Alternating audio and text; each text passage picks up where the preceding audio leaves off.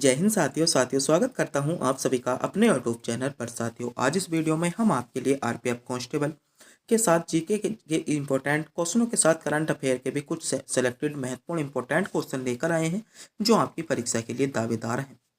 मेरे प्यारे साथियों, आज का प्रत्येक क्वेश्चन आपके लिए गोल्डन सेलेक्टेड और महत्वपूर्ण क्वेश्चन होने वाला है, जिस क्वेश्चन की आपसे जो है आपकी परीक्षा में पूछे जाने की संभावना बन जाती है। मेरे प्यारे साथियों, अगर आपका भी आरपीएफ कांस्टेबल का एग्जाम है तो एक बार अपनी परीक्षा से पहले इस वीडियो को पूरा ध्यान से जरूर देख कर जाइएगा। तो बिना टाइम गवाई करते हैं वीडियो को स्टार्ट। आपका पहला क्वेश्चन है, निम्नलिखित में से किसने हाल ही में रक्षा सचिव के रूप में कार्यभार संभाला? तो ये क्वेश्चन पहला आपका इंपॉर्टेंट क्वेश्चन बन जाता है, दावेदार सेलेक्टेड क्वेश्चन बन जाता है। आपसे क्वेश्चन पूछा गया है, हाल ही में किसने पहले रक्षा सचिव के रूप में कार्यभार संभाला? तो बात करें हम पहले रक्षा सचिव के रूप में जो कार्यभार संभाला है, मेरे प्यारे साथियों, राजेश कुमार सिंह ने। किसने संभाला है?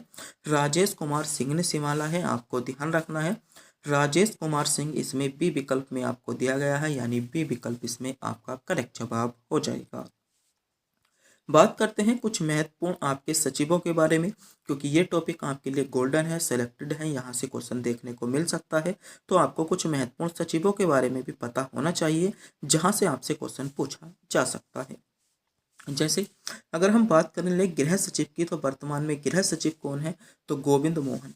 गोविंद मोहन जो है वर्तमान में गृह सचिव हैं, आपको पता होना चाहिए, आपसे पूछा जा सकता है। रक्षा सचिव की बात करें तो वर्तमान में रक्षा सचिव जो है आपके राजेश कुमार सिंह हैं, आप पर सही होगा। वर्तमान में अगर आपसे पूछ लिया जाए विदेश सचिव, तो विदेश सचिव कौन है? आपका विक्रम मिश्र। विक्रम आपके जो है वर्तमान में विदेश सचिव हैं, आपका पता होगा, आपके लिए इंपॉर्टेंट हो जाता है। और जो गोल्डन है आपको पता होना चाहिए राष्ट्रपति की सचिव, तो आपका दीप्ति उमाशंकर। दीप्ति उमाशंकर जो है वर्तमान में राष्ट्रपति की सचिव हैं, ये आपके लिए इंपॉर्टेंट हो जाएगा। ये आपसे पूछा जा सकता है, आपके लिए गोल्डन है। आपसे क्वेश्चन पूछा जा सकता है कि राष्ट्रपति की सचिव कौन है? तो दीप्ति उमाशंकर। दीप्ति उमाशंकर जो है राष्ट्रपति की सचिव है, आपको पता होना चाहिए। व्यय सचिव की बात करें तो व्यय सचिव कौन है? तो आपके मनोज गोविल। मनोज गोविल को जो नियुक्त किया गया है, हाल ही में व्यय सचिव के रूप में नियुक्त किया गया है, आपको पता होना चाहिए। अगला हो जाएगा आपका कैबिनेट सचिव। तो कैबिनेट सचिव जो हो जाएंगी आपकी टीवी सोमनाथन। टीवी सोमनाथन आपकी कैबिनेट सचिव हो जाती हैं, आपको पता होना चाहिए। ये भी आपके लिए इम्पोर्टेंट हो जाएगा कि आपके कैबिनेट सचिव कौन है? तो टीवी सोमनाथन। टीवी सोमनाथन जो है वे आपके कैबिनेट सचिव हो जाएंगे। प्रधानमंत्री के प्रधान सचिव की बात करें तो प्रमोद कुमार मिश्रा प्रधानमंत्री के प्रधान सचिव हैं, आपके लिए महत्वपूर्ण हो जाएगा। आपसे पूछा जा सकता है कि आपके प्रधानमंत्री के प्रधान सचिव कौन है? तो प्रमोद कुमार मिश्रा है। राजस्व सचिव की बात करें तो राजस्व सचिव कौन हो जाएंगे? संजय मल्होत्रा आपके राजस्व सचिव हो जाते हैं, आपको पता होना चाहिए। प्रधानमंत्री के सलाहकार की बात करें तो तरुण कपूर। तरुण कपूर जो है प्रधानमंत्री के सलाहकार हैं, दोनों में अंतर है। अगर क्वेश्चन पूछा जाए प्रधानमंत्री के प्रधान सचिव तो प्रमोद कुमार मिश्रा हो जाते हैं। अगर आपसे क्वेश्चन पूछ लिया जाए कि आपके प्रधानमंत्री के सलाहकार, तो तरुण कपूर हो जाते हैं। आर्थिक मामलों के सचिव की बात करें तो आपके अजय सेठ हो जाएंगे। तो ये कुछ आपके महत्वपूर्ण सचिव हैं जो हाल ही में नियुक्त किए गए हैं, जहां से क्वेश्चन बन सकता है, आपकी परीक्षा के लिए गोल्डन है, महत्वपूर्ण है। क्वेश्चन आपको सीधे आपकी परीक्षा में देखने को मिल सकता है, पूछा जा सकता है, आपको पता होना चाहिए। आगे बढ़ते हैं। अगला क्वेश्चन है आपका, पार्स प्रतिम। क्या पार्स आपका प्रतिम सेन गुप्ता ने किस बैंक के प्रबंधक निर्देशक और सीईओ के रूप में कार्यभार संभाला? तो आपको पता होना चाहिए किस बैंक के रूप में संभाला है। तो आपका इसमें सही जवाब होगा बंधन बैंक। कौन सी बैंक हो जाएगी? बंधन बैंक के रूप में कार्यभार संभाला है, यानी डी विकल्प इसमें आपका करेक्ट जवाब हो जाएगा। बात करते हैं बंधन बैंक से रिलेटिव कुछ इंपॉर्टेंट फैक्ट के बारे में, जहां से आपसे क्वेश्चन पूछा जा सकता है, आपके लिए इम्पोर्टेंट है। बंधन बैंक की बात करें तो बंधन बैंक की जो स्थापना हुई थी आपकी 2015 में। 2015 में बंधन बैंक की स्थापना हुई थी। बात करते हैं बंधन बैंक के संस्थापक कौन थे? तो संस्थापक जो थे आपके चंद्रशेखर घोष। चंद्रशेखर घोष जो थे बंधन बैंक के संस्थापक थे, आपको पता होना चाहिए। मुख्यालय की बात करें तो बंधन बैंक का जो मुख्यालय है आपका कोलकाता पश्चिम बंगाल। बंधन बैंक का जो मुख्यालय है आपका कोलकाता पश्चिम बंगाल में बंधन बैंक का मुख्यालय हो जाएगा। अध्यक्ष की बात करें तो डॉक्टर अनूप कुमार सिन्हा। डॉक्टर अनूप कुमार सिन्हा को वर्तमान में आपके बंधन बैंक के अध्यक्ष के रूप में चुना गया है। एमडी और सीओ की बात करें तो आपका पार्थ पिंत आपके सेन गुप्ता जो हो जाएंगे आपके एमडी और सीओ हो जाते हैं। बात करते हैं बंधन बैंक के संस्थापक आपका चंद्रशेखर घोष की सेवानिवृत्ति के बाद बैंक के आंतरिक एमडी और सीओ के रूप में नियुक्त किए गए रतन आपका कुमार के सेन गुप्ता के शामिल होने के साथ कार्यकारी आपका निर्देशक और मुख्य आपके संचालन या परिचालन अधिकारी के रूप में ये अपनी जो है भूमिका निभाएंगे, आपको पता होना चाहिए। तो ये बंधन बैंक से रिलेटेड कुछ इंपॉर्टेंट फैक्ट थे जो आपसे पूछे जा सकते हैं, आपकी परीक्षा के लिए गोल्डन है, आपको पता होना चाहिए। अगला क्वेश्चन देखते हैं। अगला क्वेश्चन है बांग्लादेश का राष्ट्रीय गान आपका अमार सोनार बांग्ला किसने लिखा था? तो आपको पता होना चाहिए कि आपका किसने लिखा था, तो रविंद्रनाथ टैगोर इसमें आपका सही जवाब हो जाएगा। रविंद्रनाथ टैगोर के विकल्प में आपको दिया गया है। देखते हैं कुछ इंपॉर्टेंट फैक्ट। तो स्वदेशी आंदोलन का प्रभाव बंगाल के आपके सांस्कृतिक क्षेत्र में भी देखने को मिला था, जिसके कारण बंगाल साहित्य के लिए एक आपका ये जो समय था आपका स्वर्णकाल जैसा समय पैदा हो गया था। गुरु रविंद्रनाथ टैगोर ने इसी समय में आपका आमार सोनार बांग्ला नामक गीत लिखा और इसे आपका 1971 में बांग्लादेश का राष्ट्रीय गान बनाया। कब? 1971 में इसे जो है बांग्लादेश के राष्ट्रीय गान के रूप में नियुक्त किया गया। रविंद्रनाथ टैगोर को उनके गीतों के संकलन आपकी गीतांजलि के लिए साहित्य में नोबेल पुरस्कार भी मिला है। और भारतीय राष्ट्रीय गान जनगण मन को हिंदी में जो संस्करण किया था आपका इन्होंने ही किया था, जिसे 24 जनवरी 1950 को आपका संविधान सभा द्वारा स्वीकार कर लिया गया था। तो आपसे क्वेश्चन पूछा जा सकता है कि जनगण मन का आपका हिंदी संस्करण किसने लिखा? तो आपका गुरु रविंद्रनाथ टैगोर ने ही लिखा था, आपको पता होना चाहिए। अगला क्वेश्चन देखते हैं। अगला क्वेश्चन है ओजोन परत के क्षरण की क्या कारण होते हैं? क्वेश्चन पूछे गए हैं। तो ओजोन परत के का जो क्षरण होता है उसके कारण क्या होता है? तो आपका त्वचा कैंसर होता है। त्वचा कैंसर इसमें बी विकल्प में आपको दिया गया है, यानी बी विकल्प इसमें आपका करेक्ट जवाब हो जाएगा जिन बच्चों ने विकल्प बी को चुना है। बात करते हैं आपके ओजोन परत को रिलेटेड। तो ओजोन परत में आपको पता होना चाहिए वायुमंडल में आपकी कितनी परतें होती हैं? वायुमंडल में आपको पता होना चाहिए आपकी 5 परतें होती हैं, जिसमें सबसे पहले जो होता है आपका कौन सा मंडल होता है? आपका सबसे पहले कौन सा हो जाएगा? आपका आयतन मंडल जो होता है वह आपका कितना 500 से ज़्यादा होता है, यानी 500 कितना होता है 500 किलोमीटर। जो सबसे आपका बाह्य मंडल होता है आयतन, यानी अगर हम बात करें तो सबसे पहला पृथ्वी की सतह के सबसे पहला कौन सा मंडल होगा? आपका क्षोभ मंडल होगा जो आपका 16 किलोमीटर है लगभग। उसके बाद कौन सा हो जाता है? आपका क्षोभ सीमा हो जाती है जो आपकी 18 सेंटी आपके किलोमीटर पर है। उसके बाद आपका संताप मंडल आ जाएगा, फिर आपका ओजोन मंडल आ जाता है, फिर आपका आयन मंडल आएगा, फिर आपका आयतन मंडल आ जाता है। देख सकते हैं आपको चित्र के माध्यम से दर्शाया गया है, इस चित्र के माध्यम से भी आप देख सकते हैं। जैसे बहुत बार आपसे क्वेश्चन पूछ लिया जाता है कि हेलीकॉप्टर की उड़ान कौन से मंडल में होती है।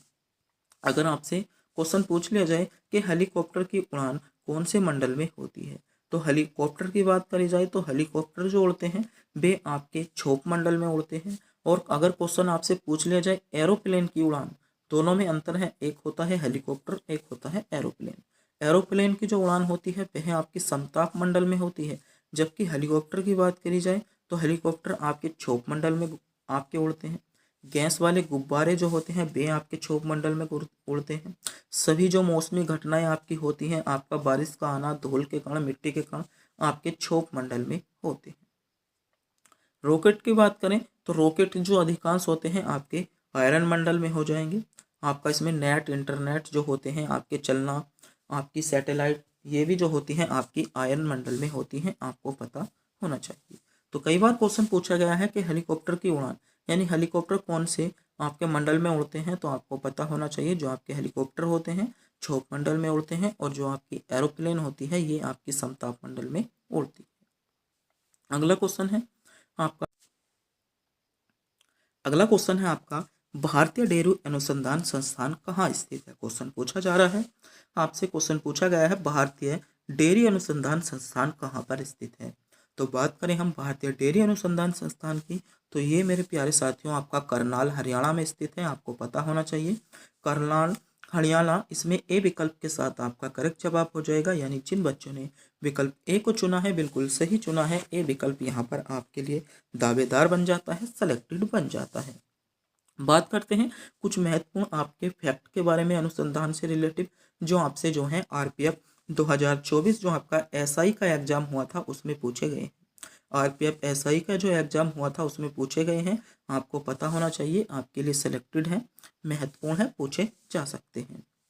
जैसे बात करें भारत के प्रथम कृषि बोर्ड और उनके संस्थान के बारे में जो आपसे पूछे गए हैं। जैसे आपसे पहला क्वेश्चन पूछा गया है मसाला बोर्ड, तो मसाले बोर्ड का जो मुख्यालय है आपका कहाँ पर है, कोचीन केरल में। कोचीन केरल में आपका मसाले बोर्ड का मुख्यालय है, आपको पता होना चाहिए। रबर बोर्ड की बात करें तो रबर बोर्ड का मुख्यालय कहाँ पर है, आपका कोट्टयम केरल में आपका रबर बोर्ड का मुख्यालय हो जाएगा। अगला हो जाता है आपका चाय बोर्ड। अगर हम बात करें चाय बोर्ड की, तो चाय बोर्ड का मुख्यालय कहाँ पर है, कोलकाता पश्चिम बंगाल। कोलकाता पश्चिम बंगाल में आपका चाय बोर्ड का मुख्यालय हो जाएगा, आपके लिए सेलेक्टेड हो जाता है। अगला है आपका कॉफ़ी बोर्ड। कॉफ़ी बोर्ड की बात करें तो कॉफ़ी बोर्ड का मुख्यालय आपका बंगलुरु कर्नाटक में। कॉफ़ी बोर्ड का मुख्यालय कहाँ पर होगा, कॉफ़ी बोर्ड का मुख्यालय आपका बंगलुरु कर्नाटक में हो जाता है, जो कि आपके लिए मोस्ट है, इम्पोर्टेंट है, दावेदार है, सेलेक्टेड है, पूछा जा सकता है। टिड्डी आपकी चेतावनी संस्थान की बात करें तो टिड्डी चेतावनी संस्थान आपकी कहाँ पर हो जाता है, तो इसका मुख्यालय जो है आपका जोधपुर राजस्थान में है। ये भी आपके लिए गोल्डन होगा, पूछा जा सकता है। अगला है आपका जूट कृषि अनुसंधान की बात करें तो जूट कृषि अनुसंधान कहाँ पर है, आपका बैरकपुर। बैरकपुर में जूट कृषि अनुसंधान है, इसके लिए भी आपको पता होना चाहिए, ये भी इंपॉर्टेंट हो जाता है। अगला है आपका प्रजनन संस्थान। प्रजनन संस्थान की बात करें तो प्रजनन संस्थान आपका कोयम्बटूर में है, आपको पता होना चाहिए, आपके लिए सिलेक्टेड है, दावेदार है, क्वेश्चन पूछा जा सकता है आपके लिए। और मेरे प्यारे साथियों, आपने अभी तक हमारे चैनल को सब्सक्राइब नहीं किया है, चैनल पर नए हो, पहली बार चैनल पर विजिट किया है, प्लीज़ चैनल को सब्सक्राइब कर लीजिएगा, वीडियो को लाइक करें और अपने दोस्तों के पास वीडियो को शेयर जरूर करें। और अगर आप भी इसकी पीडीएफ पाना चाहते हो तो पीडीएफ का लिंक आपको वीडियो के डिस्क्रिप्शन में दिया गया है, यानी हमारे टेलीग्राम चैनल पर आपको पीडीएफ मिल जाएगी। टेलीग्राम चैनल का नाम है स्टडी अड्डा RK, वहाँ से जाकर भी आप पीडीएफ प्राप्त कर सकते हो। तो हमारे टेलीग्राम चैनल को भी ज्वाइन जरूर कर लें, और वीडियो पर नए हो तो चैनल को भी सब्सक्राइब जरूर कर लें। अगला क्वेश्चन है, क्वेश्चन पूछा गया था आपसे, भारत के निम्नलिखित में से किस वर्ष की जनगणना में सबसे अधिक लिंगानुपात दर्ज किया गया था। तो ये क्वेश्चन भी आपसे पूछा जा चुका है, आपको पता होना चाहिए, आपका रेलवे एसआई एग्जाम 2024 में ही ये क्वेश्चन आपसे पूछा गया है, जो आपके लिए इंपॉर्टेंट है, क्वेश्चन दोबारा रिपीट हो। तो इसमें सही जवाब क्या होगा, इसमें सबसे अधिक जो लिंगानुपात था 1901 में था, आपका करेक्ट जवाब बन जाता है। बात करते हैं लिंगानुपात महिलाएं प्रति आपकी 1000 मेल्स पर, यानी पुरुषों पर। बात करते हैं जनगणना 1901 की, यानी जनगणना जो 1901 में हुई थी, इसमें लिंगानुपात कितना था, तो इसमें जो था आपका 972 रहा है। जनगणना की बात करें हम 1911 की, तो 1911 में जो आपका लिंगानुपात था कितना था, तो 1911 में आपका 964 आपका लिंगा अनुपात था। जनगणना की आपकी बात करें आपकी 1931 की, तो 1931 में जो आपका लिंगानुपात रहा आपका 1950 रहा, आपको पता होना चाहिए। जनगणना आपकी 1941 की बात करें तो 1941 में कितना लिंगानुपात था, 1941 में आपका लिंगानुपात 1945 रहा, सॉरी 945 रहा। जनगणना आपकी 1981 की बात करें तो 1981 में जो आपका लिंगानुपात रहा था आपका 934 आपका लिंगानुपात रहा था, आपसे पूछा जा सकता है। 1991 की बात करें तो उसमें लिंगानुपात आपका 1927 रहा था। 2000 की बात करें तो 2000 में जो आपका लिंगानुपात रहा 933 रहा, क्वेश्चन आपसे पूछा जा सकते हैं, तो आपके लिए इंपॉर्टेंट है, सेलेक्टेड है, दावेदार है, क्वेश्चन पूछे जा सकते हैं, आपको पता होना चाहिए, आपके लिए महत्वपूर्ण सेलेक्टेड क्वेश्चन बन जाते हैं, आपसे परीक्षा में पूछे जाने की संभावना हो जाती है। अगला क्वेश्चन है आपका, सुतकागे डोर वर्तमान में स्थित है, यानी सुतकागे डोर जो आपका सिंधु घाटी सभ्यता का खोजा गया एक स्थल था, ये क्वेश्चन आपसे पूछा गया है, वर्तमान में स्थित है। तो सुतकागे डोर की बात करें तो वर्तमान में जो स्थित है आपका बलूचिस्तान में स्थित है। बलूचिस्तान इसमें बी विकल्प में आपको दिया गया है, यानी बी विकल्प आपका करेक्ट जवाब होगा। सुतकागे डोर वर्तमान में जो है आपका बलूचिस्तान आपका करेक्ट जवाब बन जाता है, यानी बी विकल्प यहाँ पर आपका करेक्ट जवाब हो जाएगा। बात करते हैं कुछ महत्वपूर्ण बिंदुओं के बारे में, यानी आपसे पूछा जा सकता है कालीबंगा कहाँ पर स्थित है, तो आपको पता होना चाहिए कालीबंगा जो है वर्तमान में आपका राजस्थान राज्य में स्थित है। सुतकागे डोर की बात करें तो सुतकागे डोर वर्तमान में आपका बलूचिस्तान में स्थित हो जाएगा। लोथल की बात कर लेते हैं। लोथल जो स्थित है वर्तमान में आपका गुजरात में है। आपको पता होना चाहिए, क्वेश्चन पूछा जा सकता है कि लोथल कहाँ पर स्थित है। लोथल आपका वर्तमान में गुजरात राज्य में स्थित है। मोहनजोदाड़ो की बात करें तो मोहनजोदाड़ो जो है वर्तमान में आपका सिंध राज्य में स्थित है, जो कि पूछा जा सकता है। आलमगीरपुर की बात करें तो आलमगीरपुर आपका उत्तर प्रदेश में स्थित हो जाता है। राखीगढ़ी की बात करें तो राखीगढ़ी आपका हरियाणा में स्थित होगा। आपसे पूछे जा सकते हैं, आपको पता होना चाहिए, क्योंकि यहाँ से भी एक क्वेश्चन जो है आपकी परीक्षा में देखने को बना था। तो एक क्वेश्चन पूछा जा सकता है, आपको पता होना चाहिए।